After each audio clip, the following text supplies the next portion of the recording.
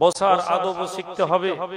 পীরের দরবারে আসতে গেলে আপনাকে শিখতে হবে, এটা শেখার জায়গা।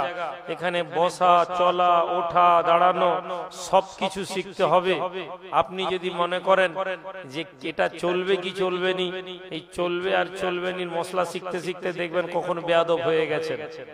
আল্লামা রুহুল আমিন বসিরহাটি রহমতুল্লাহ আলাইহি তরিকাত দর্পণে লিখছেন, পীর ধরার আগে পীরকে যাচাই করো। তার তরিকাত দর্পণ খুলে দেখুন, ভালো করে তালাশ করুন।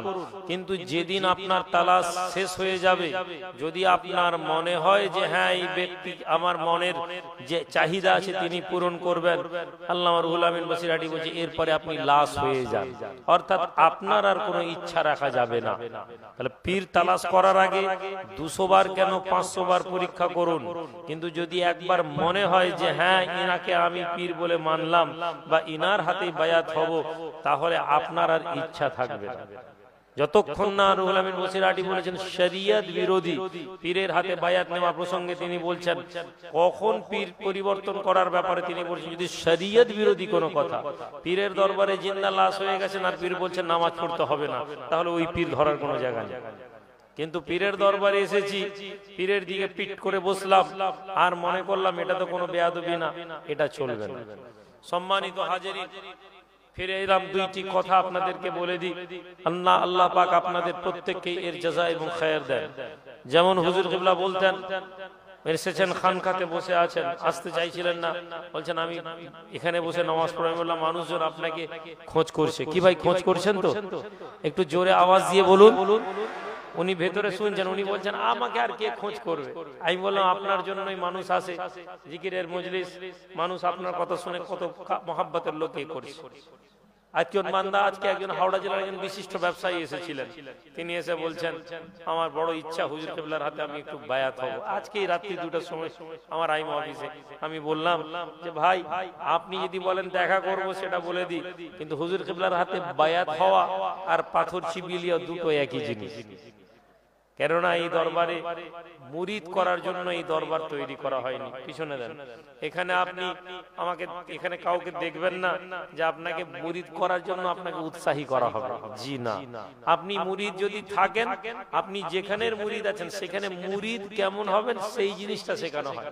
এখানে মুরিদ করা হয় না। হয় না বলতে বিশিষ্ট ব্যতিক্রম ছাড়া। আপনি ভাবলেন যে এসে গেলাম আর আমাকে পাগড়ি ফেলে মনে হয় মুরিদ করে দিবেন, জি না। হাজিরানে মজলিস, আমরা আখেরি মুনাজাত হওয়ার আগে আমরা কি নিয়ে যাচ্ছি? তাহলে এই যে 1 বছর 248 ঘন্টা আপনি কাটিয়ে দিলেন, কি নিয়ে যাচ্ছেন? কি নিলেন? কি পেলেন? আপনি যদি নিজেকে প্রশ্ন করেন, আমি জানি না সারা রাত আলেম ওলামা বক্তাদের কথা শুনেছেন আপনারা, বিভিন্ন বিষয়ে কথা হয়েছে। আবার বলছি, প্রতাপপুর দরবার শরীফ একদিকে তরিকত যদি বলে, দুনিয়ার বিষয় বলে, এবং একজন পূর্ণাঙ্গ মুসলমান হওয়ার বিষয়ে মেহনত করে চলেছে। যেমন আল্লাহ পাক রব্বুল আলামিন বলেন, ইয়া আইয়ুহাল্লাযীনা আমানু দুখুলু ফিস সিলমি কাফা, হে ঈমানদারেরা তোমরা ইসলামের মধ্যে প্রবেশ করো পরিপূর্ণ রূপে। আর এই ইসলামের মধ্যে প্রবেশ করার পিছনে সবচেয়ে প্রথম যেটা জরুরি সেটা হচ্ছে আপনার অন্তরে খোদা ভীতি আসা দরকার। যে ব্যক্তির অন্তরে আল্লাহ ভীতি নেই, ওই ব্যক্তি ভালো মুসলমান হতে পারে না। ইয়া আইয়ুহাল্লাযীনা আমানুত্তাকুল্লাহ, হে ঈমানদার তোমরা আল্লাহকে ভয় করো হাক্কা তুকাতিহ, যেভাবে আল্লাহকে ভয় করা দরকার। তাহলে আল্লাহ পাকের প্রতি ভয় যদি আসে, যেমন ভয় করা উচিত, যদি এই ভয় আমরা নিতে পারি, তাহলে সম্মানিত হাজিরিন জেনে নেন 3টা জিনিস আমরা এখান থেকে নিয়ে যাওয়ার চেষ্টা করব। এক হচ্ছে আমাদের অন্তরকে পরিশুদ্ধ করার জন্য আমাদেরকে কোনো হাক্কানি মানুষের সোহবতে বসতে হবে, হাক্কানি মানুষের সোহবতে থাকতে হবে। আপনি এখানে এসেছেন, এখান থেকে বেরিয়ে গেলেন আর আপনার কোনো কানেকশন নেই কোথাও, এইটার মধ্যে নেই। এই মুহূর্তে আপনার কাছে অনেক ভিতরে আপনার অনেক এনার্জি আছে, অনেক পাওয়ার আছে, আপনি নিজে হয়তো সেটা জানতে পারছেন না। আপনি 48 ঘন্টা এমন একটা জায়গায় বসেছেন, আপনি 12 ঘন্টা এমন একটা মজলিসে বসেছেন যেখানে আল্লাহ এবং তার রাসূলের নাম ছাড়া কিছু নেওয়া হয়নি, ফেরেশতা এবং আল্লাহর রহমত এখানে অবতীর্ণ হয়েছে। আপনি খালি বলেন দলিল চাই, দলিল চাই। আপনার মনে হচ্ছে এই কথা বলে আমি ছেড়ে দিলাম, আপনি মনে করলেন হুজুর মুরিদদেরকে ভক্ত বানানোর কথা বলছে। ইয়া আইয়ুহাল্লাযীনা আমানুত্তাকুল্লাহ ওয়া আমিনু বিরাসূলিহি, হে ঈমানদার তোমরা আল্লাহকে ভয় করো এবং রাসূলের প্রতি ঈমান আনো। রাসূলের প্রতি ঈমান আনলাম, কি পাবো? আল্লাহর কোরআন বলে ইয়া আইয়ুহাল্লাযীনা আমানুযকুরুল্লাহা যিকরান কাসীরা ওয়াসাব্বিহুহু বুকরাতাও ওয়া আসীলা। তুমি সকাল আর সন্ধ্যা আল্লাহর জিকির করো। যদি জিকির করি কি হবে? আল্লাহ পাক তোমাদের কাছে ফেরেশতাকে অবতীর্ণ করবেন, ফেরেশতা আসবে তোমাদের মাঝে, ওয়াল্লাযী ইউসাল্লি আলাইকুম, তোমাদের মধ্যে ফেরেশতারা আসবেন এবং সালামতি পাঠ করবেন, এবং তারা তোমাদেরকে কি করবেন না অন্ধকার থেকে ইউখরিজুকুম মিনাজ যুলুমাতি ইলান নূর, তোমাদেরকে অন্ধকার থেকে আলোর দিকে নিয়ে পৌঁছে দিবেন। যে মজলিসে আল্লাহ এবং তার রাসূলের আলোচনা হয়, যে মজলিসে আল্লাহ আল্লাহর রাসূলের জিকির হয়, যে মজলিসে কোরআন হাদিসের চর্চা হয়, ওই মজলিসে এত পজিটিভ পাওয়ার থাকে যে এই পজিটিভ পাওয়ার আপনাকে অন্ধকার থেকে আলোর দিকে নিয়ে যাচ্ছে। কিন্তু কি হচ্ছে, আমরা এই বেরিয়ে গেলাম, সঙ্গে সঙ্গে আমাদের কানেকশন কেটে গেল। কে বলেছে? হাদিসের মধ্যে হানজালা বলে একজন সাহাবী ছিলেন, তিনি বলছেন, জানো আবু বকর, আমার মনে হয় আমি মুনাফিক হয়ে গেছি। কেন? কেননা নবীর কাছে যখন আমি বসি তখন আমার আখিরাতের আকাঙ্ক্ষা, দুনিয়ার কোনো ভালোবাসা থাকে না, আখিরাতের কথা, আল্লাহ আল্লাহ রাসূলের কথা, জান্নাতের কথা আমার অন্তরের মধ্যে থাকে। নবী থেকে যেই দূরে চলে যায়, সঙ্গে সঙ্গে আমাকে দুনিয়া ঘিরে ধরে। তাহলে সাহাবার অবস্থা যদি এই হল হয়, আপনি মনে করছেন যে আপনি এখানে 24 ঘন্টা 12 ঘন্টা 48 ঘন্টা বসে এমন কিছু নিয়ে গেলেন যে আর আপনাকে এক বছর কিছু মনে হলো না। জি, আপনাকে এখান থেকে বেরিয়ে গেলেন, আপনাকে এই মজলিসের জন্য আপনাকে বসতে হবে। মাগরিবের সময় আপনি বসবেন, সকালবেলা বসবেন, রাতের বেলা বসবেন, আপনি তাওয়াজ্জু করবেন, আপনি চোখ বন্ধ করে জিকিরে বসবেন, পীরের দিকে মুতাওয়াজ্জু হবেন, তখন আপনার এই এনার্জি শরীরের মধ্যে লাগতে থাকবে। সম্মানিত হাজিরিন, এরপরে আমাদের জীবনের মধ্যে দৈনন্দিন জীবনে কয়েকটি জিনিস আবেদন করব। কঠিন নয়, কিন্তু চেষ্টার বিষয়। এটা একটা প্র্যাকটিসের বিষয়। কি না, অন্তর থেকে হিংসাকে দূর করে দিই, বিদ্বেষকে দূর করে দিই, অন্তরের মধ্যে কলুষতাকে নষ্ট করে দিই। আপনি কি জানেননি মহামানব মুহাম্মদুর রাসূলুল্লাহ সাল্লাল্লাহু আলাইহি ওয়াসাল্লাম বলছেন যে তোমাদের হিংসা, ইন্নাল হাসদা, তোমাদের হাসাদটা কি করবে না, ইয়াকুলুনাল হাসানাত, তোমাদের ভালো জিনিসগুলোকে খেয়ে ফেলবে, তোমাদের নেক কাজগুলোকে খেয়ে ফেলবে। কেমন? কামা তাকুলুল হাতাব আন-নার, যেভাবে আগুন কাঠকে খেয়ে ফেলে। তাহলে হাসাদ, হিংসা আপনাকে ধ্বংস করে দিবে। ইন্নাল হাসাদা, হে যুবক, তোমার হাসাদ, তোমার হিংসা তোমার আমলকে বরবাদ করে দিবে। তুমি যত নামাজ পড়ো, যত রোজা রাখো, কিন্তু তোমার অন্তরে যদি হিংসা থাকে, তোমার নেক আমলগুলো পড়ে যাচ্ছে। এজন্যই বেশিরভাগ ক্ষেত্রে আমরা অনেক আমলদার লোক দেখি, কিন্তু তাদের অবস্থা ভালো নয়, কেননা তাদের অন্তরে হিংসা। দ্বিতীয়, পরচর্চা থেকে আমরা দূরে থাকি। পরচর্চা এমন একটি বিষয় যা আপনাকে ধ্বংস করে দিবে। পরচর্চা কি? অপ্রয়োজনীয় কথা বলা। চা দোকানে বসে বসে আপনি কারো নামে একটি কোনো কথা বলছেন, এটা কোনো প্রয়োজন নেই। আপনার পাড়ার কোনো মানুষ সে বড় লোক হয়েছে, ব্যবসা করেছে, আপনি বলছেন মনে হয় 2 নম্বরই ব্যবসা করে। এই যে মনে হয় 2 নম্বরই ব্যবসা করে কথা বললেন, আপনার আমল ধ্বংস হয়ে গেল। আপনি ভালো কথা বলুন। দয়ার নবী বলেন, তোমরা যখন কথা বলবে তখন ভালো কথা বলো। যদি তোমাদের মুখ থেকে ভালো কথা না বেরোয়, তাহলে তোমরা চুপ থাকো। চুপ থাকুন, কিন্তু ভালো কথা ব্যতীত আপনার মুখ থেকে খারাপ কথা না বেরোয়। আর এই ভালো কথা বার করার জন্য জিবের পাওয়ার কি না, জিকির, জিকরুল্লাহ। যখন আপনি সুবহানাল্লাহ, আলহামদুলিল্লাহ, আল্লাহু আকবার তাসবিহ পাঠ করবেন, তখন আপনার মুখ খারাপ কথা থেকে বিরত থাকবে। নাম্বার 3, নাম্বার 4 কি? নাম্বার 4 হচ্ছে তাকওয়া আনুন, মনের মধ্যে পবিত্রতা আনুন। চেষ্টা করুন যে হারাম এবং হালালের মাঝে একটা সন্দেহযুক্ত রাস্তা আছে। আল্লাহর নবী বলেন, হারাম প্রকাশ্যে এবং হালাল প্রকাশ্যে, হারাম এবং হালালের মাঝে একটি সন্দেহযুক্ত রাস্তা আছে। এই সন্দেহযুক্ত রাস্তা থেকে নবীজি আমাদেরকে বেঁচে থাকার কথা বলেছেন। সুতরাং আমরা যারা এখানে এসে বসেছি, আমরা যারা মনে করছি আমরা আল্লাহ এবং তার রাসূলকে সন্তুষ্ট করার জন্য এসেছি, তাহলে জেনে নিন আপনার কাছে সন্দেহযুক্ত যে বিষয়গুলো আছে, এটা থেকে বেঁচে থাকুন, এটা থেকে বেঁচে থাকুন। এই জন্য এটা কে শেখাবে? আজকের দিনে হুজুর চলবে কি চলবে না, হুজুর চলবে কি চলবে না, এই মশলা আমাদের কাছে এসেছে। আর কি চলবে কি? হাফ প্যান্ট পরে নামাজ হবে, এখন মশলা জিজ্ঞেস করছে। একটা টাইম মুসলমান যে কথা প্রশ্ন মনের মধ্যে আসতো না, আজকে যুবকদের প্রশ্ন, হুজুর হাফ প্যান্ট পরে নামাজ হবে নি? কেন হবে নি? দলিল কি? মানা আছে কোথায় দেখান। করতে করতে আগে মাথার টুপি খুলে দিল, তারপর চুস্তা গেঞ্জি পরে নিল, তারপরে চুস্তা পায়জামা পরে নিল, তারপরে তা এই করতে করতে বারমুন্ডা পরে নিল, হাত কাটা গেঞ্জি পরে দিয়ে নামাজ পড়ছে। আমার ভাইরা, আমি আপনার ইবাদত নিয়ে প্রশ্ন করছিনি, আপনি একজন পীরের সোহবতে যদি থাকেন, আপনার পীরের সোহবতে থাকার কারণে আপনার অন্তরে এই ধরনের কথা আসবে না যে হাফ প্যান্ট পরে আর গেঞ্জি পরে আর বারমুন্ডা পরে পীরের দরবারে চলে যাব। কেন? আমি আল্লাহর দরবারে যখন যাচ্ছি পীরের দরবারে যেতে, হে আল্লাহর বান্দা, আল্লাহর নেক বান্দাদের সোহবতের জন্য দরকার। তাকওয়া নো তাজাওয়াদু ফাইন্না খায়রাজ যাদিত তাকওয়া। আল্লাহ রাব্বুল আলামিন বলেন, আর তোমরা পাথেয় সংগ্রহ করো, উত্তম পাথেয় হচ্ছে আল্লাহর ভীতি, তাকওয়া। তাকওয়াকে নিয়ে আসতে হবে। তরিকত পন্থীদের অন্তরের মধ্যে তাকওয়া আছে, তাকওয়াকে নিয়ে আসুন। তাকওয়া আমাদের জীবনকে এগিয়ে নিয়ে যাবে। আমার ভাইরা, আমার বাবাজিরা, আর কি করব আমরা? আর কি করার আছে? অনেক বেশি আমল, অনেক বেশি ওজিফা আপনাদেরকে দেওয়া যাবে না, কিন্তু আল্লাহর নবী, দয়ার নবী, নূর নবীর বিষয়ে আমাদের ধারণা পরিচ্ছন্ন রাখতে হবে। তা সব শিখলাম, ভালো জীবন যাপন করলাম।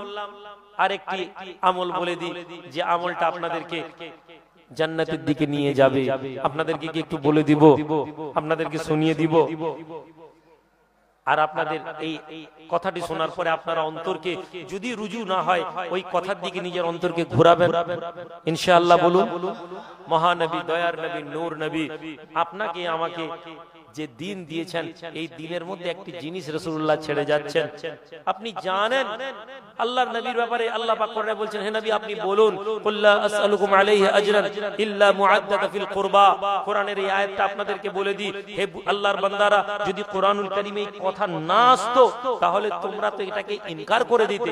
যদি কোরআনের মধ্যে এই আয়াত না আসতো, তো আজ একদল লোক যেমন জাল হাদিস আর জয়ীফ হাদিসের রট লাগিয়েছে, তারা এটাকে রট লাগিয়ে দিত। আল্লাহ বলেন, হে নবী আপনি বলুন, হে নবী আপনি বলুন। কি বলুন? যে আমি তোমাদের কাছে কোন ধরনের প্রতিদান চাই না, আমি রাসূলুল্লাহ তোমাদের কাছে নবী হয়ে এসেছি, তোমাদের কাছে কোনো প্রতিদান চাই না, কিন্তু আমি চাই যে তোমরা আমার পরিবারের সাথে সম্পর্ক ভালো রাখো। আল্লাহর বান্দারা, বাবাজিরা, কোরআনুল কারীমে আয়াত যখন এলো, সাহাবা পৌঁছে গেলেন, ইয়া রাসূলুল্লাহ, ইয়া হাবিবাল্লাহ, এরা কারা? আপনার কুরবা কারা? আপনার পরিবারকে কে আপনার কুরবা? যার ব্যাপারে আল্লাহ আমাদেরকে ওয়াজিব করে দিয়েছেন, আমাদের উপর আল্লাহ পাক ওয়াজিব করে দিলেন তাদের মহব্বত, তাদের ভালোবাসা। এরা কারা? রাসূলুল্লাহ বললেন যে এরা হচ্ছে আমার পরিবার, ইতরাতি, আমার বংশ, আমার খানদান। নবীর পরিবার কে? আলে মুহাম্মদ কে? আলে মুহাম্মাদের ব্যাপারে সাহাবাদের মুখ থেকে শুনবো। জিজ্ঞেস করা হলো, আব্দুল্লাহ ইবনে আব্বাসকে জিজ্ঞেস করা হলো, এই নবীজির ইতরাত কে? কে নবীর পরিবার? সাহাবী বললেন, আমাদেরকে তো নবীর ইতরাত শিখিয়ে দেওয়া হয়েছে, তা হলেন আলী, ফাতেমা, হাসান এবং হুসেন, এবং ইনাদের মধ্যে ইনার মাথা মুহাম্মদুর রাসূলুল্লাহ সাল্লাল্লাহু আলাইহি ওয়াসাল্লাম। এটাই নবীর পরিবার। এই নবীর পরিবারের মুহাব্বত যদি রাখেন, হুব্বে আলে মুহাম্মদ নাফাত আলা সাবআ মাররা, হে আল্লাহর বান্দারা, আলে মুহাম্মাদের প্রতি তোমাদের মুহাব্বত যদি থাকে, নবী বলছেন তোমাদের কাছে 7টা উপকার হবে। জোরে বলুন, আলে মুহাম্মাদের উপরে যদি তোমরা ভালোবাসা রাখো, মুহাব্বত রাখো, নবীজি বলছেন ফায়দা আসবে কোথাও? ফিল মউত, ইনদাল মউত, তোমরা যখন মারা যাবে, যে ব্যক্তির অন্তরে আলে মুহাম্মাদের ভালোবাসা আছে, যে ব্যক্তির মধ্যে রাসূলুল্লাহ এবং তার পরিবারের প্রতি মুহাব্বত আছে, আল্লাহর নবী বলেন তার মওতটা আসান হয়ে যাবে। আলে মুহাম্মদ, কেননা আমরা কবি বলেন না, ইয়া রাসূলুল্লাহ জাকুনি কে ওয়াক্ত আনা, এই যে আমরা কে আমি পড়ি, জাকুনি কে ওয়াক্ত আনা, হে নবী আপনি আমার মৃত্যুর সময় আসবেন। নবীজির মওতের সময় নবী তার উম্মতের কাছে চেহারা ভাসতে থাকে, ওই উম্মতের জন্য আসান হয়ে যাবে যে উম্মতের অন্তরে হুব্বে আলে মুহাম্মদ আছে। শুধু মওতের সময় না, না, ইনদাল কবরে, মওত হয়ে গেছে তোমার, ফিল কবরে, তোমাকে কবরের মধ্যে তোমাকে যখন নিয়ে যাওয়া হবে, আর ওই সময় দেখা হবে তোমার আলে মুহাম্মাদের প্রতি তোমার ভালোবাসা আছে, তোমার মুহাব্বত আছে। হে আল্লাহর বান্দা জেনে নাও, আল্লাহর নবী বলেন ওই কবরের মধ্যে আলে মুহাম্মাদের কারণে কবরটা তোমার জন্য আসান হয়ে যাবে। জোরে বলবেন না? এইভাবে হাসানের মধ্যে পুলসিরাতের মধ্যে হাদিসের মধ্যে এসেছে। বাবাজি, আমি আপনাদেরকে কেন এই কথা বললাম, আজকের দিনে আমাদের আকীদাগত জায়গাটা বড় দুর্বল হয়ে গেছে, আকীদাগত বিষয়টা আমাদের অনেক কমজোর হয়ে গেছে। আমরা মনে করছি আমাদের কাউকে লাগবে না। জি জি না, আমাদেরকে লাগবে। আমাদের লাগার মধ্যে আমাদের আকীদা আলে মুহাম্মদ আলে রাসূলের উপরে ভালোবাসার সম্পর্ক যদি স্থাপন না করতে পারি, আপনি জেনে নিন আমরা ব্যর্থ। আপনারা দেখছেন যে মাজার শরীফ আছে, সৈয়দনা সাহদিওয়ান মুহাম্মদ জাফর নওমরুল্লাহ ওজদাজি হুজুরের কোথা থেকে এসেছেন? সমরকন্দ, বুখারা থেকে। আমাদের রাতের বেলা যে প্রফেসর এসেছেন, উনি উজবেকিস্তানের একটা ইউনিভার্সিটির প্রফেসর, ওনাকে হিস্ট্রি বলছিলাম, উনি অবাক হয়েছেন। আমি ওনাকে বলছিলাম যে আমি কোভিড এর আগে উজবেকিস্তান গেছিলাম, আমি ওখানে গিয়ে ডিটেলটা কিছু দিয়ে এসেছি। বললো আমি গিয়ে বার করবো। ঐতিহাসিক লোক, আমি সাজরানামার ডিটেল লিখলো। বললো আমি আপনাকে লিঙ্ক পাঠাবো, আমাকে টাইম দেন। বাবাজি, আপনি ঘর যাওয়ার 2 দিনের জন্য, ঘর যাওয়ার জন্য লাফাচ্ছেন। 24 ঘন্টা হয়েছেন, আপনি বলছেন সকাল হয়নি কেন, তাড়াতাড়ি তাবারুক নিয়ে ঘর যেতে হবে, রাতে জাগা হয়নি।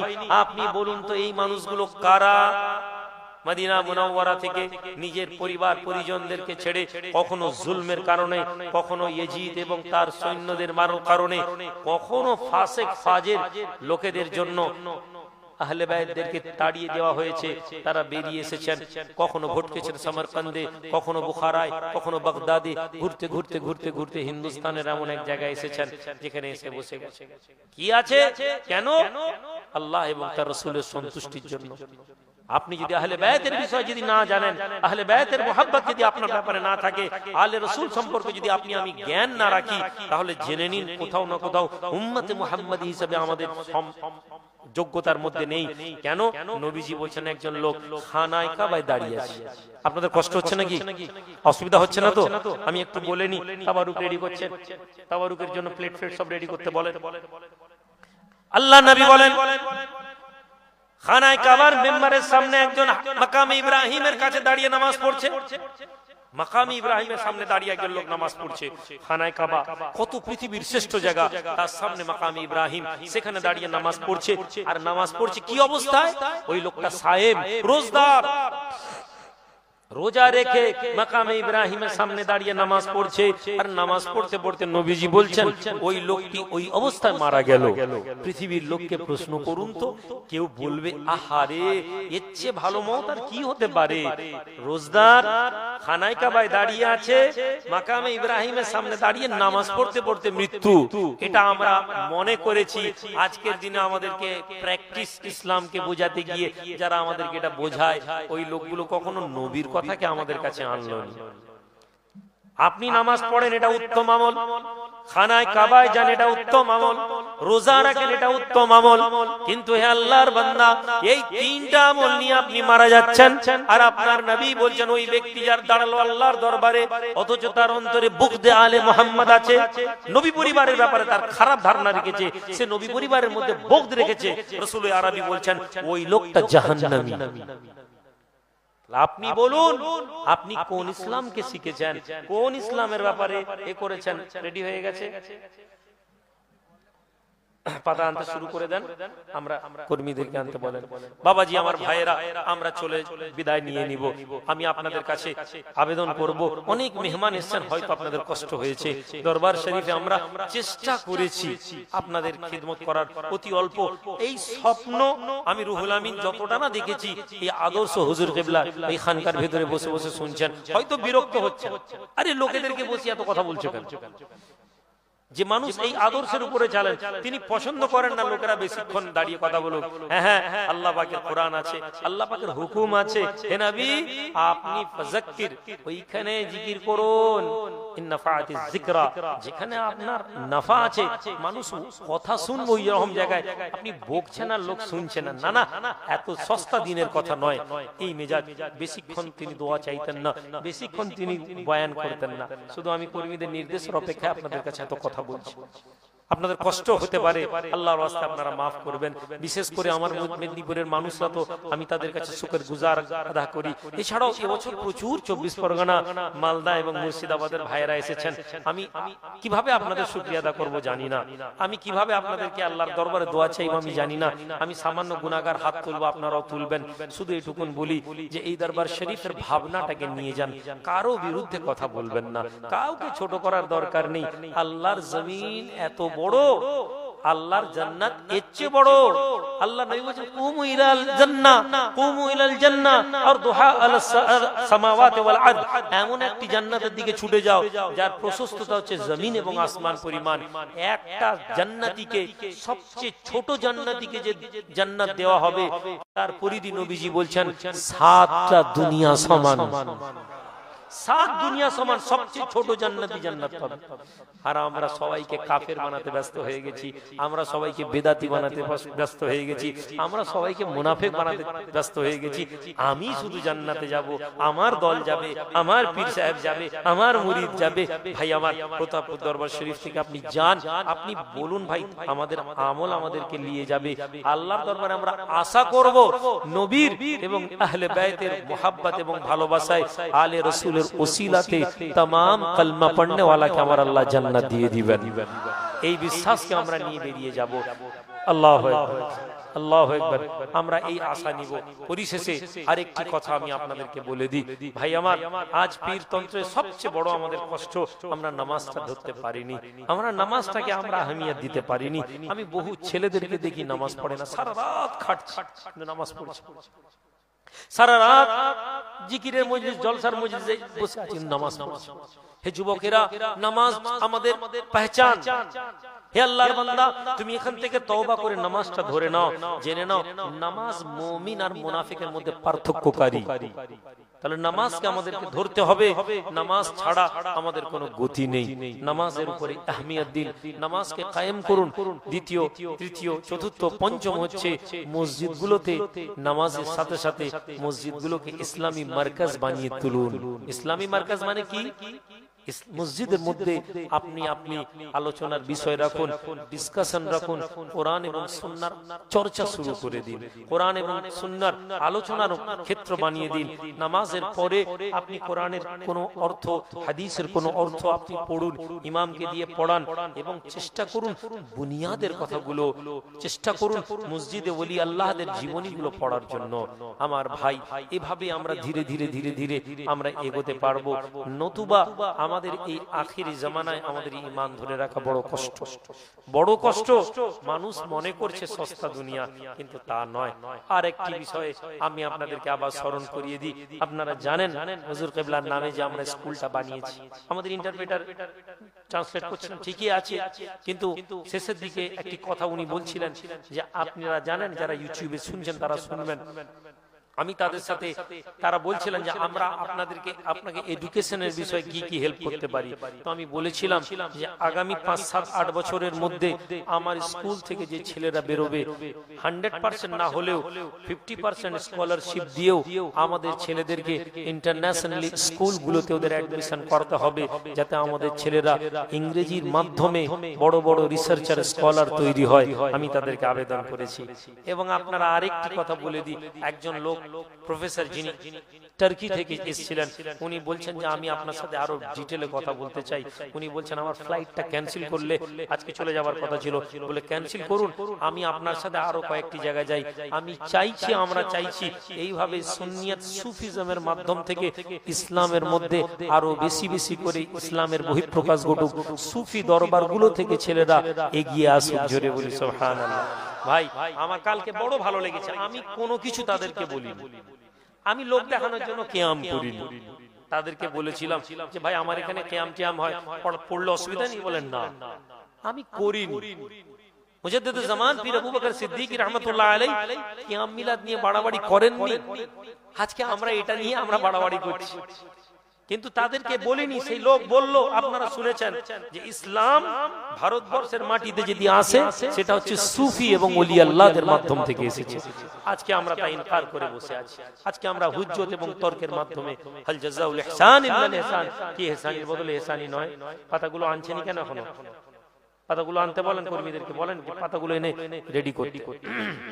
ভাইরা আপনারা হিলাহিলি করবেন না, আমাদের তাবারুক দেওয়ার প্রসেস শুরু হয়ে গেলে আপনারা একটু ধৈর্য। আপনারা জানেন অনেক লম্বা জামাত, অনেক লম্বা মানুষ, বিভিন্ন জায়গা থেকে আপনারা এসেছেন।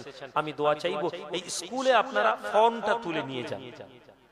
আপনারা আপনাদের ছেলেকে অন্ততপক্ষে এই কম্পিটিশনের পরীক্ষাটায় বসান। সম্ভবত 16 ফেব্রুয়ারি মনে হয় পরীক্ষা আছে, আমি নিশ্চিত না। 16 তারিখ 16 ফেব্রুয়ারি পরীক্ষা আছে। আপনার ছেলেটা পরীক্ষায় বসুক। আপনি আমাদের ছেলেকে কম্পিটিশনে বসান। এলকেজি ইউকেজি ছেলেগুলো আল্লাহ পাক যদি তৌফিক দেন, ক্লাস 4 এবং 5 পর্যন্ত ইনশাআল্লাহ হাফেজে কোরআন হয়ে যাবে। ইংরেজি পড়তে পড়তে 5-6 থেকে ওই ছেলেগুলোকে ফুল দমে ইংলিশ মিডিয়াম পড়াবো। মাধ্যমিক শেষ হবে, সিনায় কোরআন নিয়ে তারা সায়েন্স বিভাগ নিয়ে ভারতের বাইরে পড়তে যাবে ইনশাআল্লাহ। আমি বিশ্বাস রাখি আল্লাহ পাকের দরবারে। আর একটি কথা, আমাদেরকে সহযোগিতা করুন। হাত পাতা আল্লাহ পাকের দরবারে পছন্দ না, সুতরাং হাত পাততে পারবো না। শুধু নবীজি সাহাবাদেরকে যেমন বলেছিলেন ওই রকম বলে দেওয়া যে আমি অর্থনৈতিক সহযোগিতা চাইছি, আমাকে টাকা দেন ভাই, পয়সা দেন। কিন্তু আপনাদের মাঝে যদি কিছু মানুষ থাকেন, আমি কাউকে চিনি না, কোন ব্যক্তির দিকে খেতাব করছি না, আমি গোটা জমাতকে এই মজলিসকে বলছি আমাদের কিছু বিল্ডিং এর প্রয়োজন আছে, আপনারা আমাদের কিছু মেটেরিয়াল দেন। ভাই আমার কাছে যদি এই অর্থ থাকতো আমি এই কথাও বলতাম না। আমি যাকাত ফিতরার পয়সা নিয়ে এই মজলিস করছি না, এই মাদ্রাসা আমি বানাইনি। এই মাদ্রাসা 1 বছরের মধ্যে ধার নিয়ে মানুষের কাছে চেয়ে যতটুকু হয়েছে, বাকি উধারির উপরে 60-65 লক্ষ টাকা উধারি করে এই বিল্ডিংটা দাঁড় করিয়েছি, না হলে ছেলে ভর্তি হতো না। তাহলে আল্লাহর বান্দা আপনাদের কারো যদি মনে হয় যে হ্যাঁ এই মানুষটা আল্লাহর জন্য কিছু ভালো কাজ করছে, আমি আপনাদের কাছে আবেদন রাখবো, মেটেরিয়ালও যদি দেন আমরা আপনাদের কাছে দোয়া চাইবো, এবং এটা আপনার আখিরাতের হবে। আর যদি মনে হয় যে ভাইজান আমার ব্যস্ততা, স্কুলের অ্যাকাউন্ট নাম্বার দেওয়া আছে, স্কুলের অ্যাকাউন্টে আপনি ট্রান্সফার করবেন। 2-1 ছেলে এই স্কুলের দায়িত্ব নিচ্ছে, ব্যবসায়ী লোক, না হলে আমি পারতাম না। 4 জন লোক, আমি হালকা জিকিরে বলেছিলাম, 4 জন লোক মিলে পুরো ভর্তুকি, সারা বছরের ভর্তুকি দিয়ে এসেছেন। প্রত্যেক মাসে 2 লক্ষ টাকা করে ছেলেদের পিছনে ভর্তুকি দিতে হয়। 2 লক্ষ টাকা ভর্তুকি দিতে হয়, 4 জন মানুষ দিয়ে এসেছেন। একজন হাজি সাহেব আছেন, হাজি জনাব আল হাজ দুস মোহাম্মদ সাহেব, আল্লাহ তাকে ভালো করুক, তার ছেলেও বড় নেক ছেলে, পুরো স্কুলের অ্যাকাউন্টটা সে দেখে। যখনই চাপ হয় সে নিজে বলে আমি আল্লাহ তাকে অর্থ দিই, আমি লাগিয়ে দিব। আমি না না তুমি লাগাওনি, চাপ সামলে যাচ্ছে। এছাড়াও আমাদের এসআর মার্বেল বলে একটা কোম্পানি আছে, আর আপনারা জানেন আমাদের মাজেদ সাহেব বলে একজন আছেন, এরা ভর্তুকি দেয়। আর কিছু ছেলে ব্যবসায়ী যাদের নাম না বললে নয়, এই আমাদের এখানে আগে আমার সাথে থাকতেন, আমাদের বাবু চাচা বলে চালাতেন ড্রাইভার, এখন ব্যবসায়ী হয়ে গেছেন আলহামদুলিল্লাহ, অনেক টাকার মাল দিয়ে রেখেছেন। আর একটা সিমরান এন্টারপ্রাইজ বলে হলদিয়াতে আছে, ওরা মেটেরিয়াল সাপ্লাই করে, আজাদ বাবু বলে আছে, করছে। তার এক ভাই ইট দিয়ে গেছে, ইট লক্ষ লক্ষ টাকা, 10-12 লক্ষ টাকার ইট দিয়ে রেখেছে। কিছু টাকা দেওয়া হয়েছে, কিছু টাকা বাকি। এইভাবে ভাই হয়েছে। কেন বলছি বলুন তো? কেন না হলে আপনি যাবেন, আরে ভাই ওখানে সব আরবের টাকা, ওই যে বিদেশ থেকে লোকগুলো এলো না, ওই লোকগুলো আলহামদুলিল্লাহ সুম্মা আলহামদুলিল্লাহ এদেরকে এনেছি খরচ করে এবং হাদিয়াও দিয়েছি। প্রতাপপুর দরবার শরীফ হুজুর কিবলা রাসূল হচ্ছে, আলেম ওলামাদেরকে সম্মান করো এবং তাদেরকে হাদিয়া দিবে। সেটা বলছে আমরা তো পয়সা আশা করিনি। আমি হুজুর কিবলার কথা বললাম, তুর্কির যে ছেলেটি ও বলছে আমি কাস আপনার আব্বার সাথে দোয়া নিতে চাই। ওই যে বললো ফ্লাইট ক্যান্সেল, বললো যদি আমার কালকে না যাওয়া হয় আমি আপনার আব্বার কাছে দোয়া নিতে চাইবো। এরা সুফি জায়গা থেকে বেরিয়ে এসেছে। ভাইরা আমার, আমরা ছোট্ট করে একটু সালাতু সালামের নজরানা ইয়া নবী।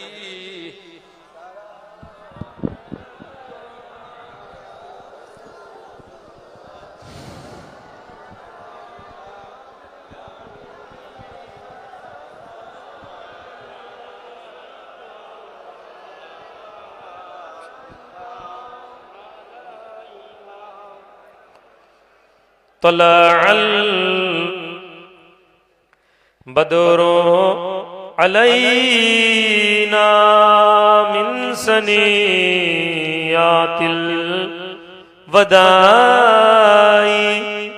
وجب الشكر علينا ما دعا لله هداي يا نبي سلام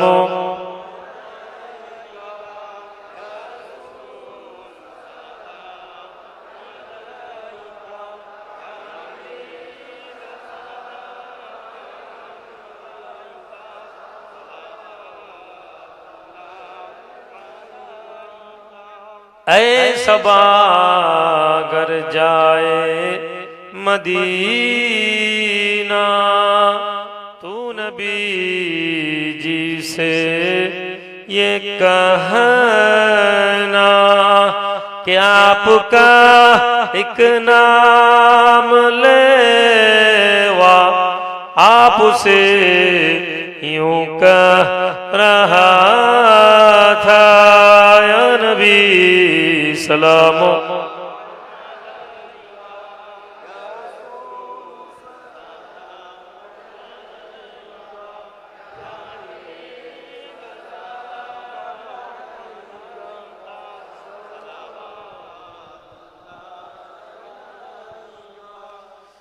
या रसूल अल्लाह सल्लल्लाहु अलैहि वसल्लम जाकुनी के वक्त आना चेहरे अनवर दिखाना कलमे तैयबा पढ़ाना अपने कमली पे छुपाना या नबी सलामो या रसूल सलामो